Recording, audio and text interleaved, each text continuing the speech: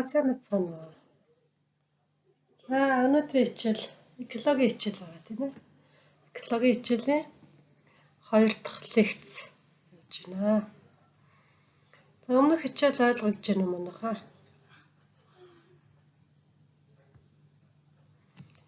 За экологийн хичээл маань их амархан хичээл гэдэг байна шүү дээ тийм ээ. Амьдрал ахуйтай холбоотой учраас их амархан хичээл гэж үздэг. Тэгээ манайхаа маань бол амьдрал дээр хажууд ойрхон сонсогддог учраас бас нэлээ сонирхолтой санагддаг ийм хичээл байгаа хаа гэж бодож байна. За ингээ хичээл маань экологийн шинжилгээ ухааны хөгжлийн түүх гэсэн хичээл байна. Хизээ яаж үүссэн бэ гэдэг. Экологийн шинжилгээ ухааны хөгжлийн түүх. За хүний экологийн шинжилгээ ухааны үүсэж хөгжсөн түүх. Хүн ба нийгмийн экологийн үүсэл хөгжил гэсэн ийм хичээл байна. За экологийн шинжилгээ ухааны хөгжлийн түүх. Экологийн шинжилгээ ухаан манай эртний өмнөх 4-5 дугаар зуунд эртний грекийн эрдэмтэд экологийн тухай мэдээлэл, бичиглэл хийж Аристотель амьтныг усны ба хуурай газрын гих мэтээр ангилж эхэлснээс эхэлдэг. За экологийн шинжилгээ ухааны хөгжлийн түүхийг бол үндсэн 5 үе болгож хуваадаг бөгөөд за эхний үе нь бол урьдчилсан нөхцөл бүрдүүлж за сүүлийн 3 үед нь бол экологийн шинжилгээ ухаан эрчимтэй хөгжиж ирсэн гэж үздэг. За ингээд хөгжлийн маань 5 үеийг эртний үе, сэргэн мандалтын үе, дайравны өмнөх үе, дайравны үе, орчин үе гэж үздэг байна.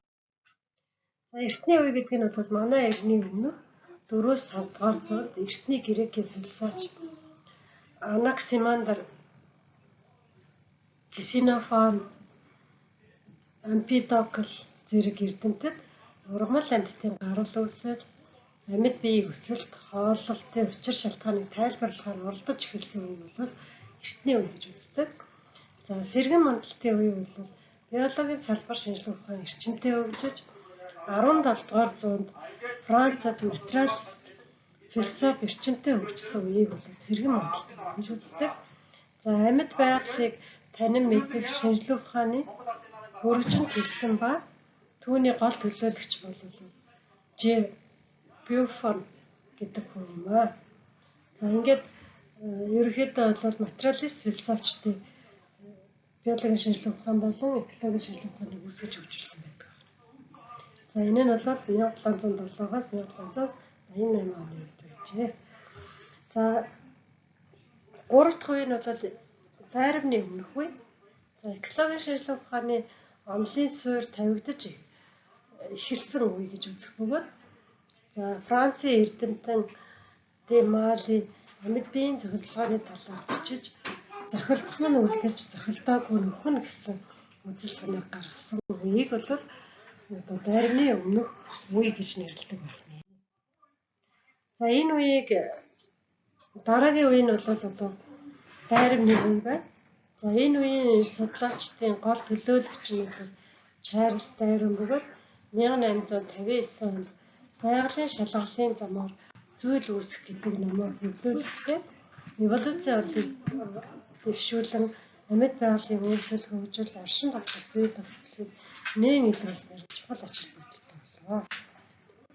За орчин үеийн үе буюу экологийн шинжилгээ ухаан эрчимтэй хөгжсөн үе гэж үзэн гол асуудал нь бол биологийн бүрэлдэхүүн болох популяцийн динамикийг ашиглах асуудал юм. Динамикийн үндсэн зүй тогтол нь бол ашигтай ба хортой амжилтын тоо толгойг зохицуулах биоценозын бүтэц динамикийн тухай асуудал хамаардаг байна.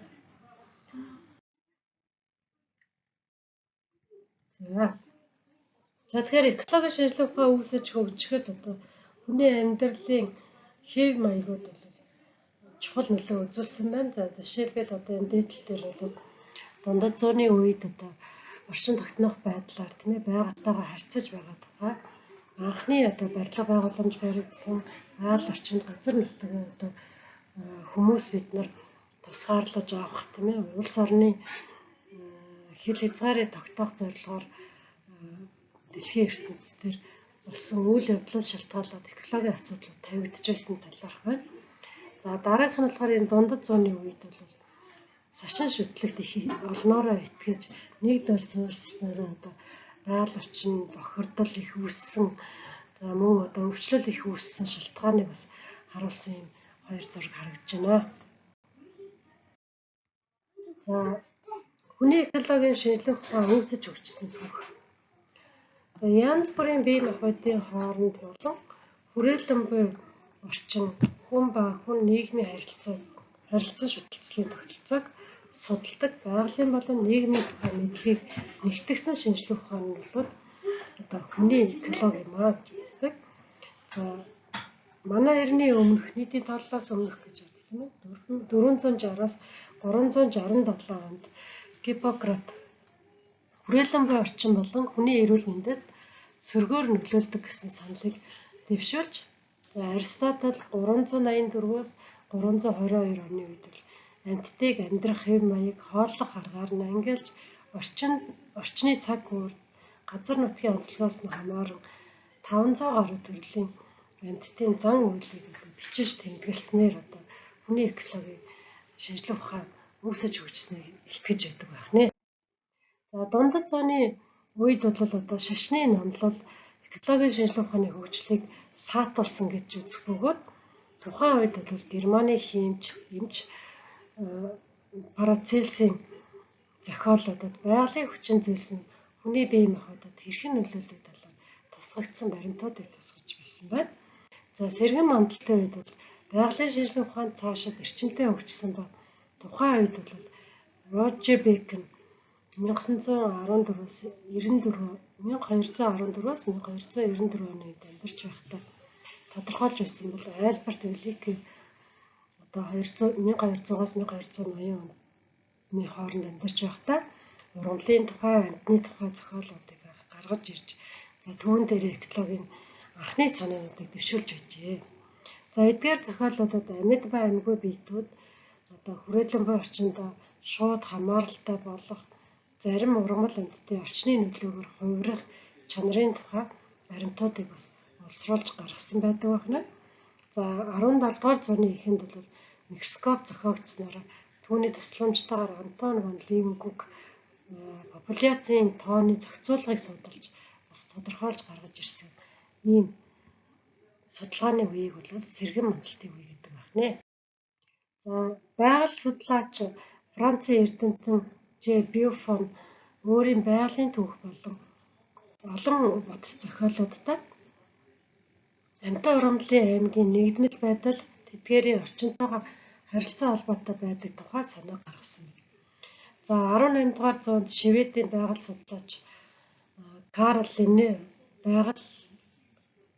байгалийн одоо байгаль ангилалцсан гэсэн номондоо бол ургамал амьтны шинжлэх ухааны ангиллалыг хамгийн анх үндэслэн гаргасан бөгөөд зүйлийн ангилалцын хамгийн бага нэгжийг гаргаж ирсэн байдаг.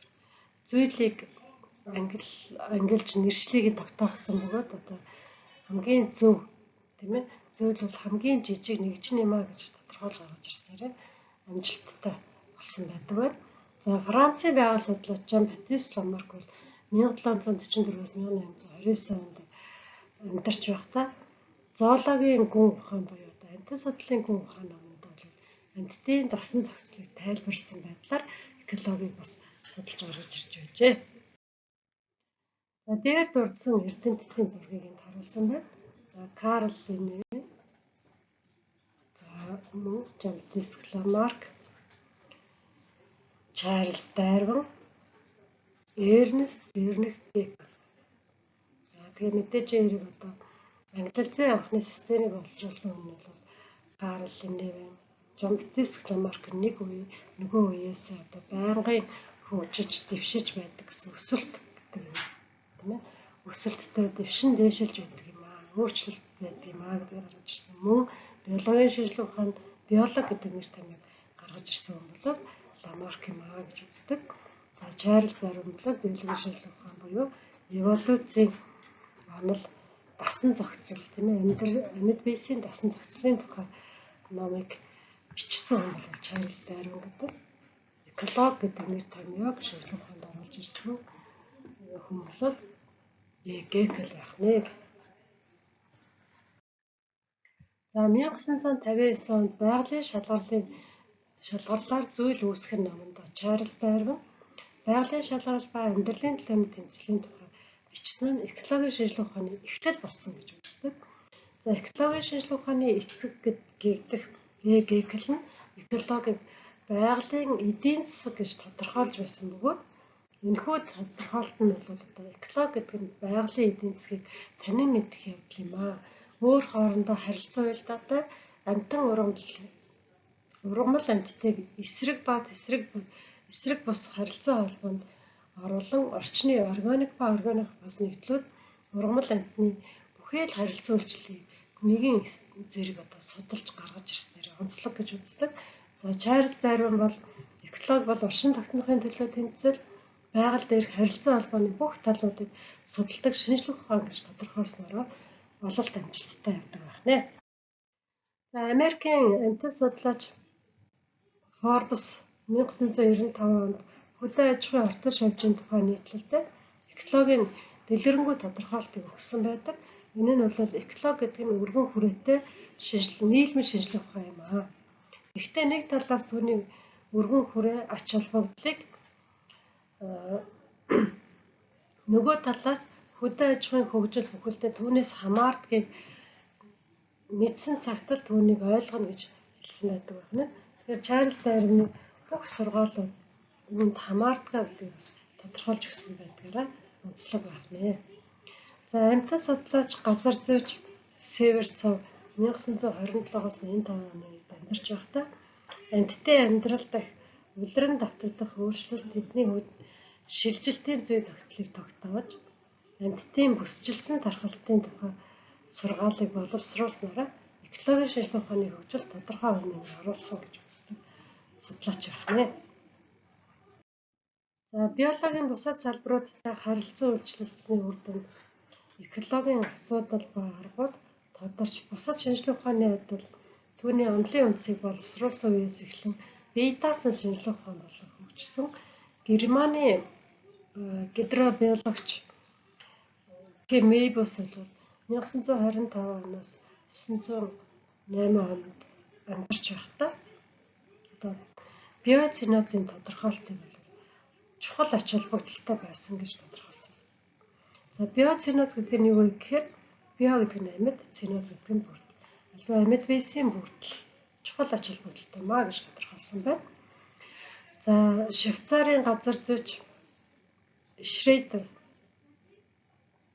аута болон син экологийг ялгах саналыг дэвшүүлсэн байдаг бөгөөд Германы эрдэмтэн Зимпер амьтдыг судалж тооны пирамид буюу одоо нэг экологийн суургын дүрм гэж ярьдаг шүү дээ.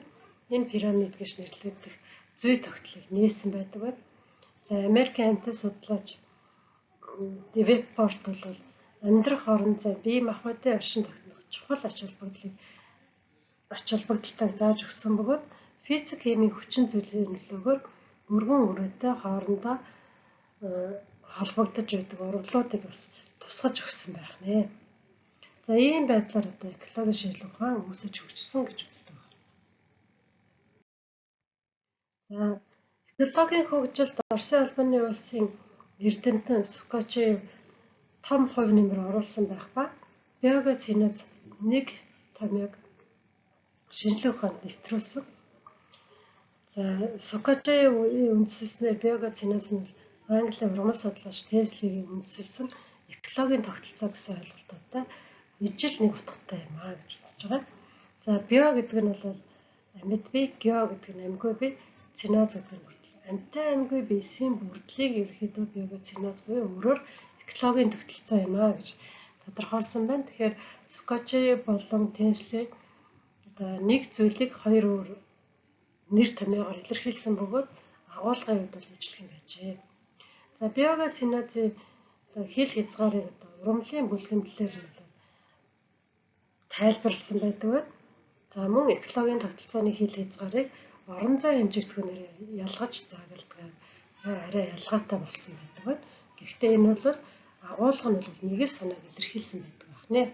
Тэгэхээр экологид бол одоо Оросын эрдэмтэн, за Английн эрдэмтэд бол чухал ач холбогдолтой нэр томьёонуудыг бас бий болгож өгчээ.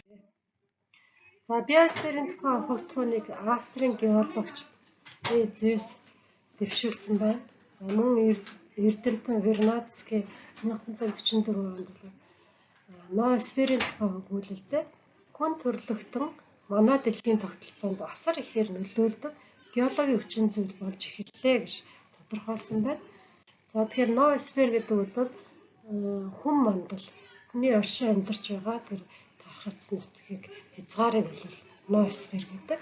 Тэгээ эдгээр хүмүүс маань бол дэлхий дээр амьдарч байхдаа одоо байгаль орчинд тодорхой нөхцөлд одоо геологийн хүчин зүйл тийм ээ амтай амьгүй байсад нөлөөлдөг гэдгийг тодорхойлж өгсөн байдаг байна. За ноосфер хэмээх ойлголтыг бол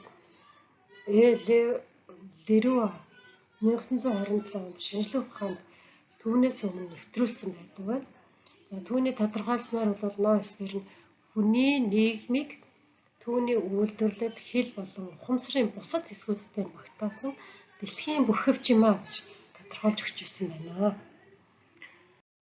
За ингээд ерөнхийдөө бол экологи гэдэг шинжлэх ухаан маань биосфер буюу одоо геологийн геомандал тийм ээ биосфер буюу амь мандал, атмосфер буюу агаар мандал, за ноосфер гэсэн ийм агуулгаар одоо экологийн шинжлэх ухаан маань оршин тогтнодгийг харуулсан байна энэ зурган дээр.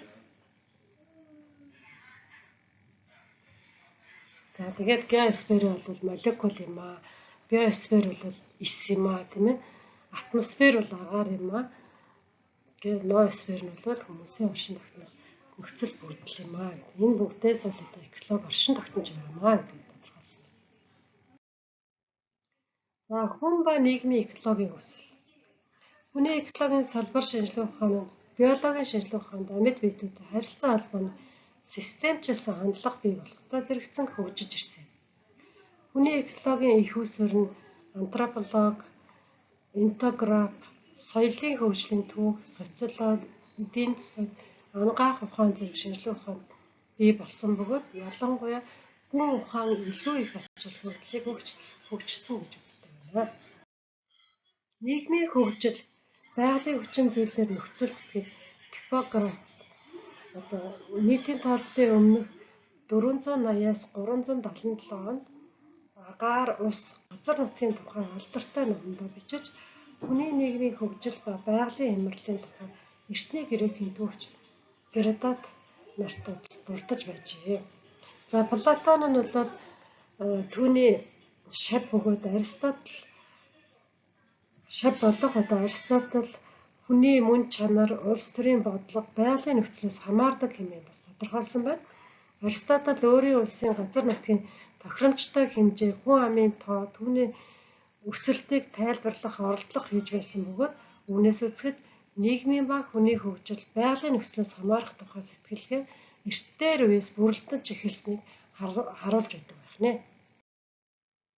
17-р зуунаас 18-р зууны үед Английн гүн ухаантай Фрэнсис Бэкон хүн байгальтай харьцах идэвхтэй харьцааны тухай гүн ухааны сургаалаа нийцээж хүн байгалыг өөрчлөх түүнийг одоо хүний хэрэгцээнд зарцуулахад нөлөөлдөг шинжлэх ухаан хөгжүүлэхийн төлөө байсан байна. Капитализмын үед бол үйлдвэрлэл эрчимтэй хөгжиж хотууд ихээр үүссэн одоо байгалыг дороотолд хүргэсэн байх бөгөөд гамшиг болох нь зайлшгүй учраа хүнсний бүтээгдэхүүний үйлдвэрлэл гүн амын өсөлтөд харьцуулахад удаан өсөж байна гэж дүгнж байсан байна.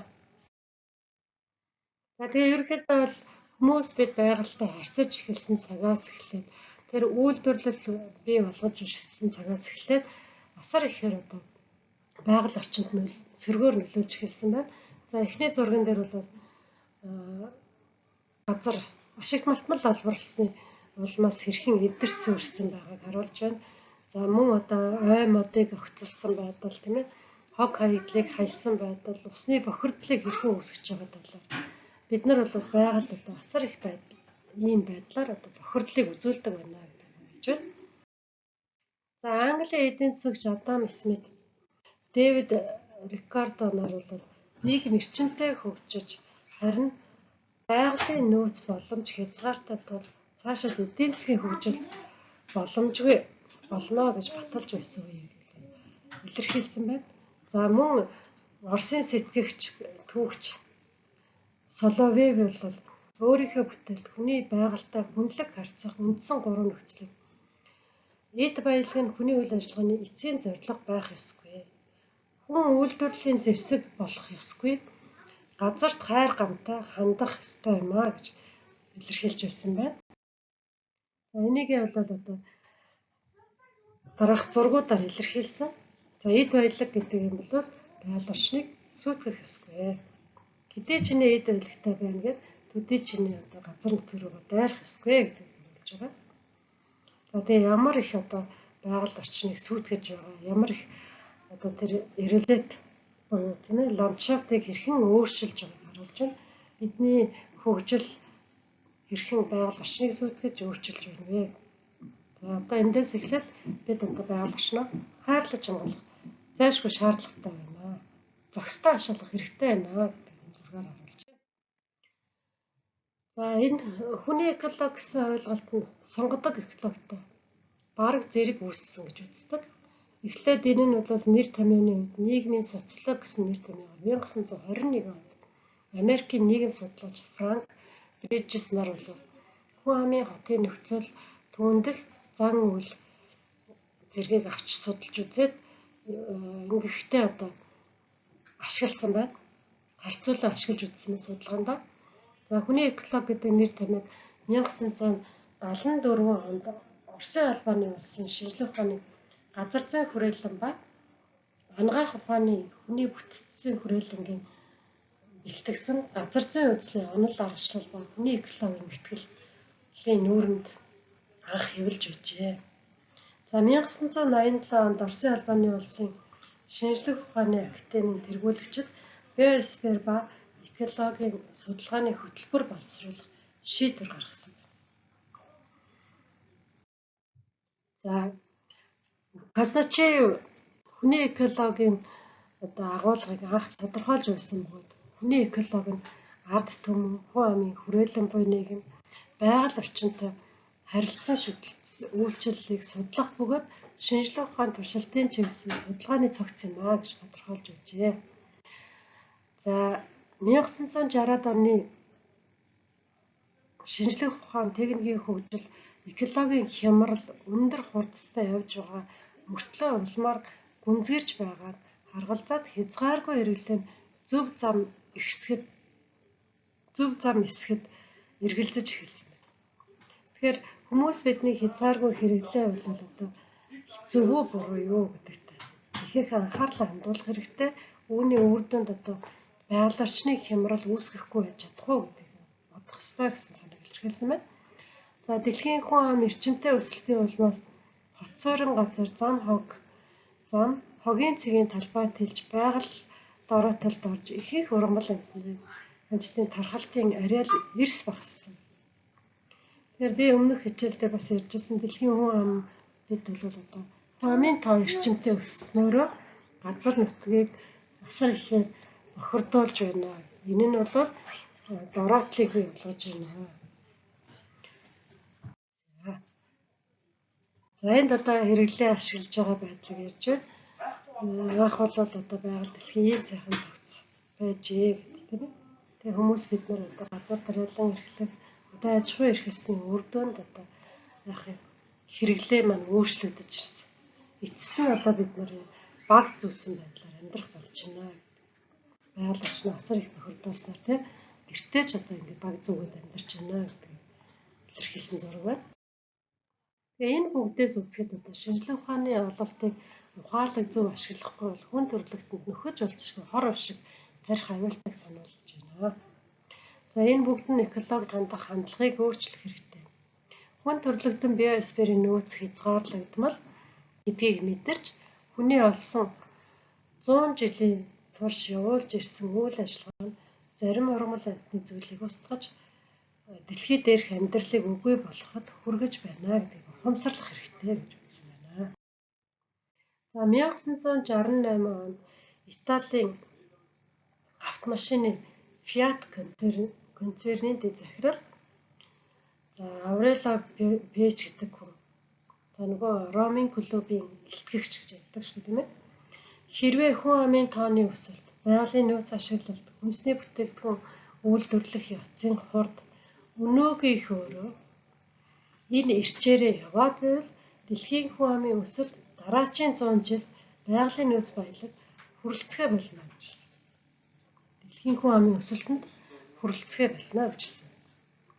Энэ нь бол одоо хүний экологийн шинжилгээ ухааны одоо зөв зохистой ашиглах талыг сануулсан байна.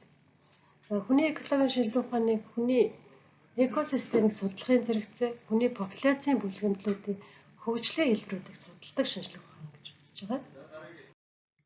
За хүний экологийн судалгааны хүрээ өргөсгөн хэрээр биосферт хүний эзлэх байр суурь, нөлөө ач холбогдол, хүний амьдрах, хөгжих тохиромжтой орчныг биосферийн бусад хэсгүүдтэй хүн төрөлхтөн хэрхэн харилцах асуудлаар тодорхойлох аргуудыг судлах болсон нь одоо нийгмийн экологи юм аа гэж үздэг. За энэ нийгмийн экологи нь бол хүний экологийн бас нэгэн шинэ салбар юм аа гэж үзэж байгаа. За өнөө үед бол бүх дэлхийг хамарсан экологийн хямрал нь хүн өөрийнхөө оюун ухааны хүчинд хит эрдэж хүмүүс бид байгаль дэлхийг эзэгнэж дураараа ашиглаж байх ёстой гэсэн үйл ажиллагаанаас болж үүсэж байгаа юм аа. Тиймээс одоо экологийг хайрлан хамгаалах хэрэгтэй байна. За байгальтай зүй бусаар харьцуул эцсийн бүлэгт байгаль хариугаа авч хүн төрлөختөн аюул сүрэлд орох болно гэсэн гэдгийг саяхнаас дэлхийн нийтээрээ ухаан ойлгож эхэлсэн. Байгалыг эзэгнээ амьдрах биш, байгальтай зохицон амьдрах ёстой юм байна гэдгийг хүлээн зөвшөөрч 19-20 дугаар зуунд хүн төрлөختний болсон нэг том амжилт юм аа. Хүлээн зөвшөөрөх нь нэг том амжилт болсон. За тэгвэл хүний экологи нь бусад шинжилгээ ухаантай хэрхэн холбогддог вэ? Эрүүл ахуйн асуудлыг экологийн хүрээнд шийдэх нь бол их болсон. За физик, хими, олон янзын хортой хүчин зүйлүүд хүний бие махбодод таагүй нөлөө үзүүлэхээс гадна орон нутгийн нийгэм эдийн засгийн таагүй нөхцөлийг бий болгодог.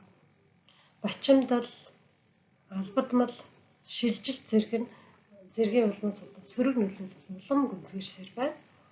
За үйлдвэрийн бохирдолт нь бол хүний эрүүл мэндэд үзүүлэх хортой нөлөө бөгөөд аюултай цэгт хүргээд байгаа тул эрүүл ахуй, хүний экологийн тавигдах асуудал зорилтуудыг нэгтгэх шаардлага урган гарч ирж байна. За орчин үед байнга өөрчлөгдөж байгаа нөхцөл байдалд шаардлага урган гарч ирсэн үед бол одоо хүний хүрээлэн буй орчин тогтолцоог судлах шаардлагатайг харуулж байна. За академич энэ Агатжаны үзэж байгаагаар хүний экологи нь биологи нийгмийн амьтан болох хүний олон талт хөдөлгөөнд байнга өөрчлөгдөж нарийн цогц бүхий орчинтойгоо харилцан шүтэлцгийг судалдаг шинжилгээ ухаан юм аа гэж үзсэн. Хүрээлэн буй орчныг хамгаалахад зориулагдсан зардлууд нь эцэстээ хүний эрүүл мэндэд хөдөлмөрийн нөөцийг нөхөх хамгаалахад чиглэгдэнэ гэж илэрхийлсэн. За ингээд экологийн шинжилгээ ухааныг бол бусад салбар шинжилгээ ухаануудтай холбоход маш нарийн нийлүүл тогтолцоотой байна гэж үздэг. За экологи нь бол экологоос хүний экологи үүссэн юм аа. Тэгэхээр хүний экологи гэдэг бол хим, физик, биологи, анагаах ба нийгэм эдийн засгийн ёс суртахуун, соёл уламжлалаас ихэнх нь шалтгаалж байдаг. Тэгээд эдгээр шинжилгээ ухаануудтай бол салшгүй холбоотой шууд холбогдолтойгоор уршдаг байна. За иймд хүний экосистемийг судалсны ач холбогдол нь хүний эрүүл мэндийн үзүүлэлтүүдийг тодорхойлох, хүрээлэн буй орчны хүний эрүүл мэндэд хэрхэн нөлөөлдөг гэх мэт олон чухал асуудлуудыг хариулт болно гэж үздэг. За анагаах ухаан, биологи, нийгэм эдийн засаг хамгийн гол нь ёс суртахууны дүгнэлт олон хэмжээс тогтолцоог ашиглах ёстой. Шинжилгээ ухааны нийгэмд гүйцэтгэх гол үүрэг нь биосферийн хямралын үйл явцыг зогсоох, байгалыг өөрийгөө зохицуулах чадварыг сэргээхэд оршино. За экологийн шинжилгээ ухааны үндсэн зорилго нь өөрийн оршин амьдрах гэр орон болж буй их дэлхий түүн дотор хүний хийж болох зан үйлийг судалж энэхүү гэрт амьдрах дэлхий дээр амьд биет үлдэх арга ухааныг эрэлхийлдэг тушнаа гэж Масеев 1996 онд хэлжээ. Тэгэхээр хүн бол байгалыг хамгаална гэдгийг өөрөөсөө хол гэж болж үзэж болохгүй л гэдэг санааг хэлсэн. Өөрийнхөө орчин амьдрах нөхцөлийг л хангаж байгаа юм гэж байна. Хүн бол энэ дэлхий дотор байгаа учраас өөрийнхөө тэр дэлхийг гэр гэж үзье. Өөрийнхөө гэр гэж үзье. Энэ гэрт амьдрахын тулд бид яах ёстой? Байгаль дэлхийг хамгаалаа. Устгаж сүрүүлээд байвал та өөрийгөө л сүрүүлж байна гэж ойлгоорой гэдэг санааг Масеев 1996 онд илэрхийлсэн байна. Ингээд анхаарал тавьсан тамиртаа баярлалаа.